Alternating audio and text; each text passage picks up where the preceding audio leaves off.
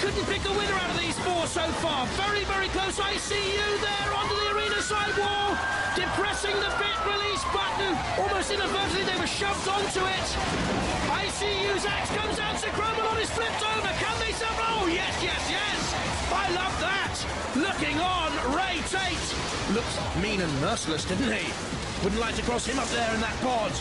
Look at ICU. This is one of the closest melees we've had in Robot Wars, the 6th war so far. It is brilliant. Shunt comes out with the axe down on ICU. Who also a little twitch of its own axe. There you can see the back of Steve Merrill, designer, builder, driver of Chromalot. He runs a video company. ICU comes back in with its own axe going down. There's the alien right at the heart of it as well with its own weaponry. Look at that! Shremek of G.B.H. 2. I'll be back, it says on the underside of ICU. I'm not too sure whether they'll be back from that though. Can ICU right themselves 96 kilos? Don't think you will be. Meanwhile, right at the heart of the picture, G.B.H. 2 is still trying to create more mayhem. The ref bot comes across ICU, could be the first to fall. Then who knows, it may be a judge's decision to decide who else goes through. Steve Merrill looks on. The ref bot about to count out. ICU, no more. They've gone. So, who else will fall? Chromalot, G.B.H. 2 or the alien. ICU into the CPZ for the final rights. The alien has a grip on Chromalot. G.B.H. 2 with an enormous shove came in there. ICU's hopes tattered. Chromalot trying herself right. Look there at the dent. Did you see it? In the truck wheel hub there. And I think Chromalot, this has been their best Robot Wars for me. Are teetering on the brink of oblivion. No, they could have self-righted just in time. G.B.H. comes in with another slam. Time is ticking down, of course. ICU's first appearance in Robot Wars has ended with them being counted down and out, but not with a final flourish from the floor flipper, of course. Bang and crash.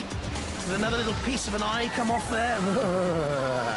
It's a Chromalot. Top left, there you've got the big G.B.H. 2. Little dome on top of the racing car effect, and it has been fast, it has been nippy.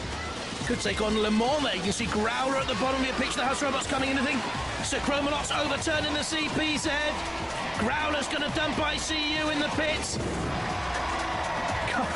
Gone not in a trice, but in a pool of smoke, and Shunt just came in to have a look.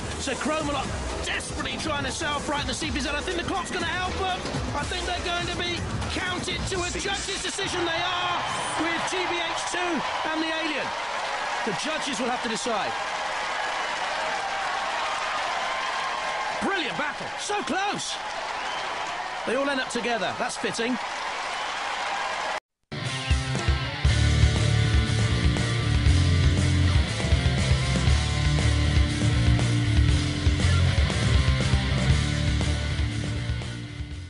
Three, 2, 1, activate. Already they see the arena floor spinner in action and the spinning machine that is Warhog. In a little bit of trouble already. Comengetorix's axe comes down on S.M.I.D.S.Y. Once previously reached a heat final. It was in the last Wars, Robot Wars, the 5th Wars.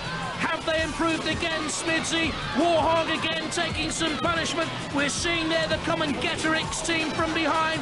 Now a little flip from Agro, opening up the jaws of its flipper. Wonderful shirts, great design, the boys from Cornwall. Can they go through? Now we're seeing Comengetorix in action once again, using the big lifter against the arena sidewall. Warhog!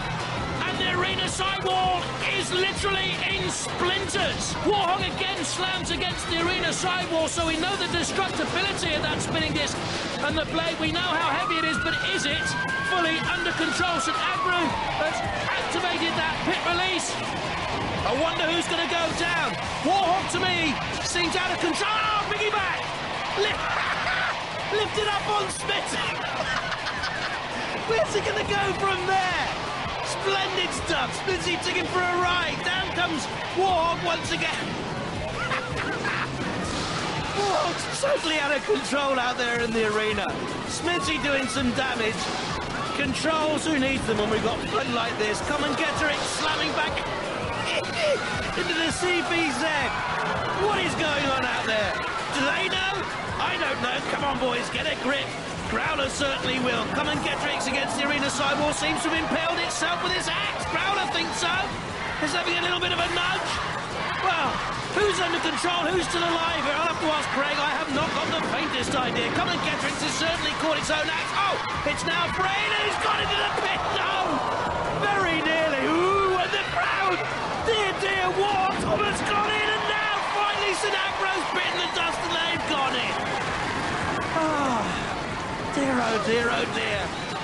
Well, Warhog's still out there, I think. S.M.I.D.S.Y pushing it into the CPZ. Shunt's axe comes down. This is great stuff. Look at the eyes of Warhog.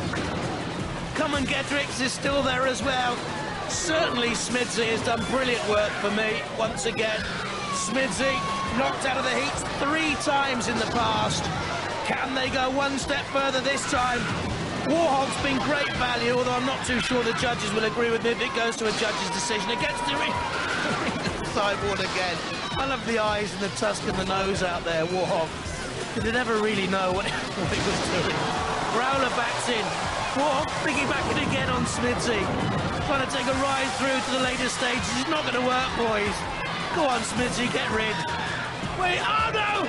S.M.I.D.S.Y would have got in the pit there, surely by itself. Very delicate driving by the S.M.I.D.S.Y team, Mick Reed's team there. Warhog's almost gone. Surely it's trying to piggyback its way out of the pit, but it's gone. Surely. Oh, that was brilliant. That's one of the greatest battles ever.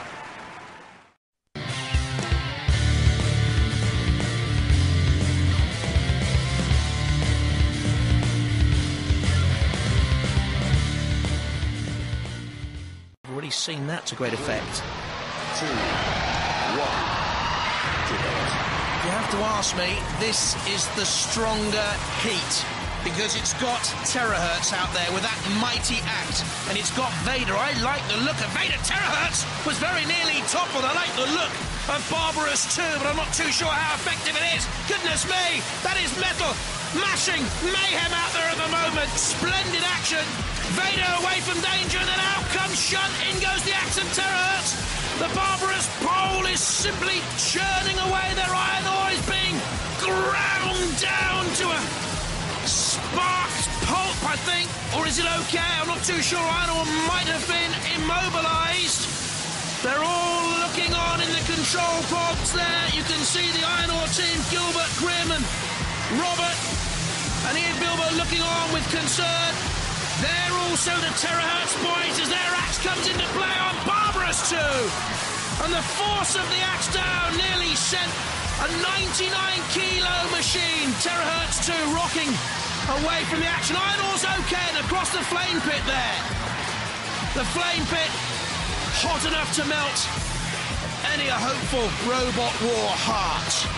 There's Barber-Ous too spinning away. Terrorhurtz has been formidable, I think. Iron ore too, slightly fortuitous to still be in the fight, but getting a great axe blow into Barber-Ous too, and the plastic shell ripped apart there. I thought it might be suspect. Barber-Ous too taking damage. Or Vader being counted out. I didn't see that coming, but the red bot did. Iron ore flips Barber-Ous up and very nearly topples itself. Iron ore teetering and over. Can they self-right from there? Vader definitely gone. Iron ore, have they been immobilised? I wonder, can they self-right? Barber-Ous in trouble as well as Vader. A crash out of the arena. Finished by Matilda's flywheel. But the big question here, Iron ore, have they been immobilised? But I don't think there's anything in Barber-Ous either. I think they've gone too. Terrorhurtz is coming in for the final kill. Barber-Ous down in the pit. Tail end up. But who went first? Barber-Ous or Iron ore 2? That's the question, I think, for the judges. What a fight!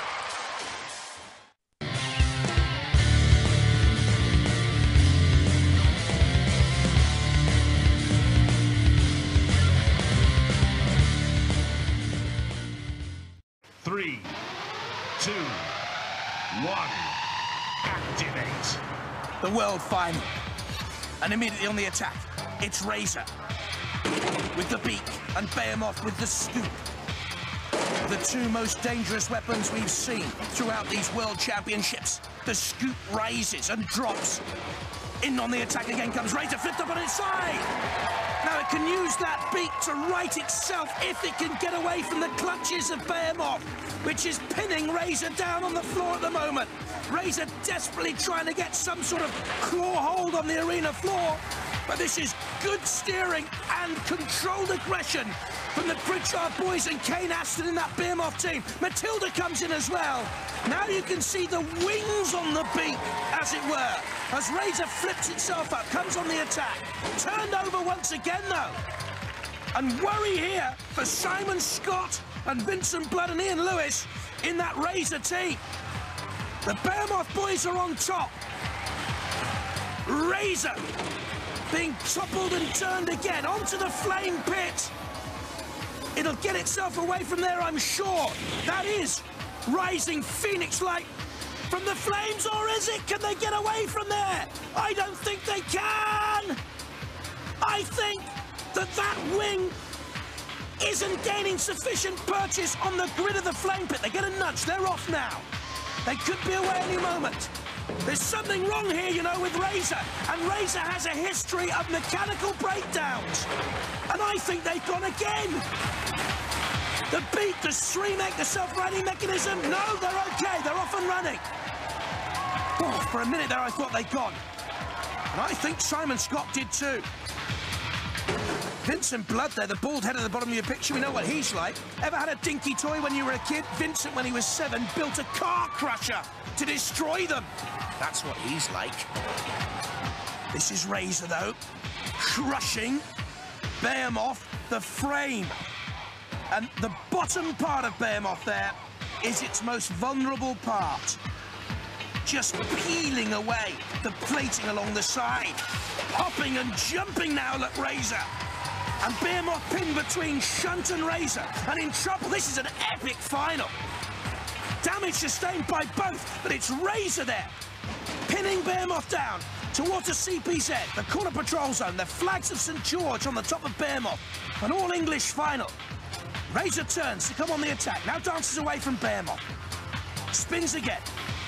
Behemoth just waiting for Razer to drive itself onto the front scoop and trying to lift but missing.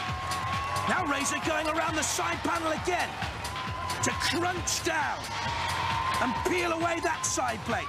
The Pritchard boys trying to control Behemoth away. Keep your distance. The sticker says, well, they haven't kept their distance from Razer. And who's the winner here? What a wonderful final.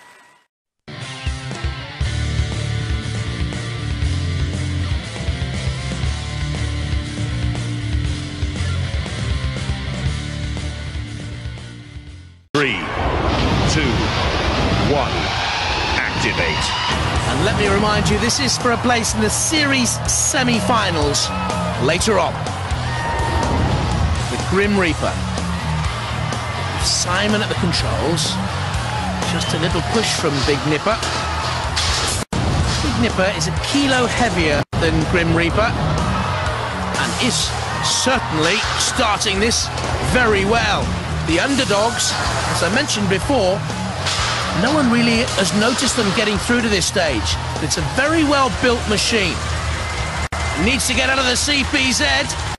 A rattling good display so far from both these machines. The GrimReaper team looks on. So do the Big Nipper boys. Cassius Crow dancing about in the CPZ. The ref bot comes in and has a look. An attempt by the flipper of the GrimReaper. And Big Nipper gets its claws to work and they're gripped onto each other. The Big Nipper holding onto the arena's side wall. Like a wrestler holding onto the ropes. Trying to get away from trouble. Get some sort of relief. No relief there. Slammed. Invertible can run both ways up.